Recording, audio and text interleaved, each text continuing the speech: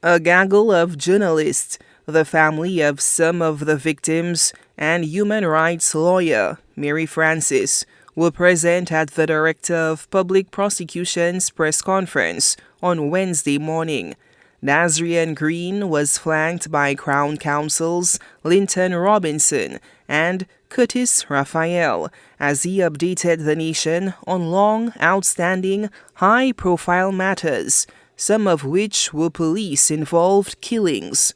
His first point of order was that of Reginald Vieux, shot and killed by police on February 28, 2011 at Marcia. That these lines of inquiry embarked upon by the investigative team, which was done subsequent to the coroner's inquest in this matter, have revealed sufficient evidence, in my view, to warrant the arrest and formal interviewing of the officers involved on suspicion of reckless manslaughter. I have therefore requested the Commissioner of Police that the investigative team be directed to complete the investigation, thus allowing due process of law to function. Greene then updated on the matter of Dwight Henry, shot and killed by police on 12 April 2011 at Marigot.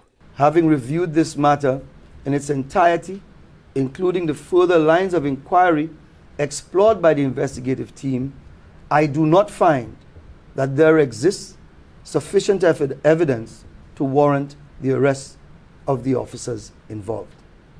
Next were the shootings of Kevin Ferdinand, Rosarius Marquis, John Baptist McFarlane, Michel Cadet, and Alan Lewis, referred to as the Vieux Fort 5, all shot and killed by police on May 5, 2011 in Vieux Fort. Further lines of inquiry have been explored. I find that this investigation is near completion, and the evidence emanating from the investigation in the further lines of inquiries as aforesaid is sufficient, in my view, to warrant the arrest and formal interviewing of the officers involved on suspicion of reckless manslaughter. I have advised the Commissioner accordingly. Greene also dealt with high-profile cases that shocked the nation, leaving family members calling for justice for years after their loved ones' untimely deaths under mysterious or violent circumstances. Arnold Joseph's case, shot and killed by police on May 22, 2019, at the intersection of Chaussee and La Panse roads, is an example. This matter has not been formally sent to my office for advice, contrary to what has been said on the media.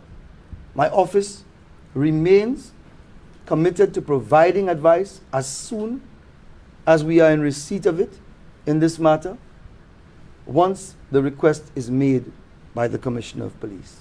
The Director of Public Prosecution then updated the nation on the mysterious case of Shaka Dan Daniel, found dead while in police custody at the Micoud police station on October 23, 2013.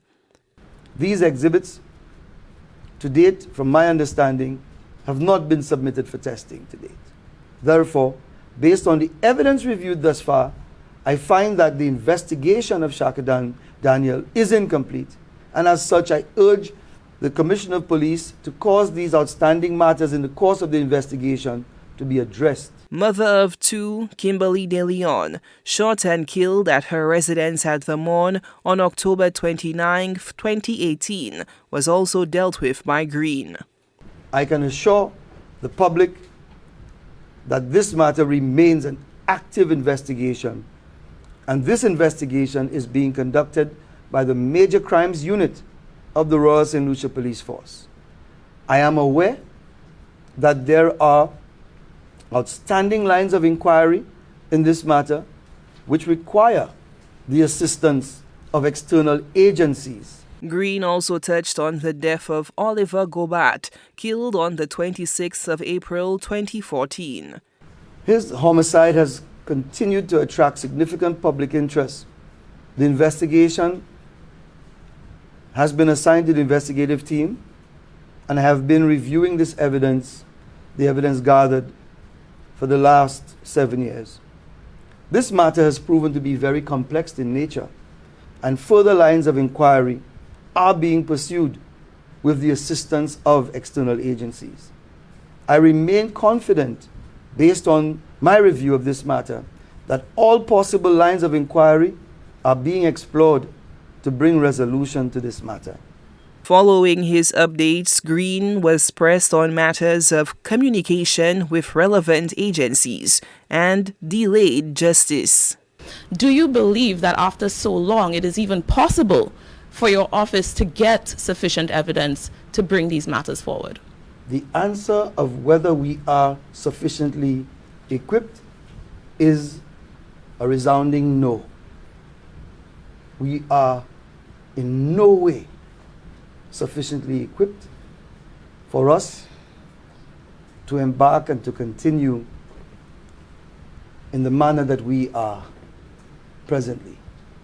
There are 6 of us at the DPP's office. The time frame for action on the DPP's recommendations remains unclear as families of slain victims continue to demand justice.